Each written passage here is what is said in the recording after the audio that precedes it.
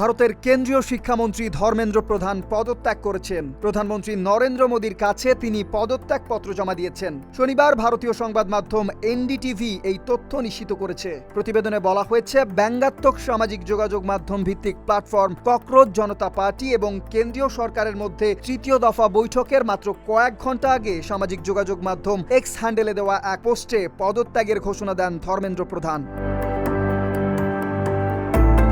এর আগে সিজেপি স্পষ্ট জানিয়ে দিয়েছিল, শিক্ষামন্ত্রীর পদত্যাগ ছাড়া সরকারের সঙ্গে কোনো আলোচনা হবে না। সংগঠনটির মুখপাত্র আশুতোষ রাঙ্কা বলেন, ধর্মেন্দ্র প্রধানকে অপসারণ না করলে আলোচনার কোনো অর্থ নেই এবং এই দাবিতে কোনো আপোষও হবে না। AKS অর্জন করল গিনেস ওয়ার্ল্ড রেকর্ডস।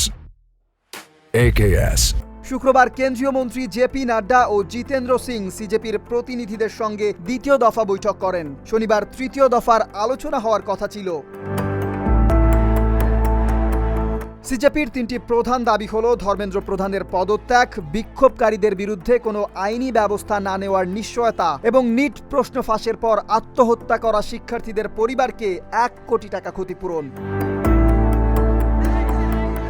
এনডিটিভির দাবি, সরকার বিক্ষোভকারীদের বিরুদ্ধে ব্যবস্থা না নেওয়া এবং ক্ষতিপূরণের বিষয়ে নীতিগতভাবে সম্মত হলেও শিক্ষামন্ত্রীর পদত্যাগ নিয়ে গড়িমসি করছিল।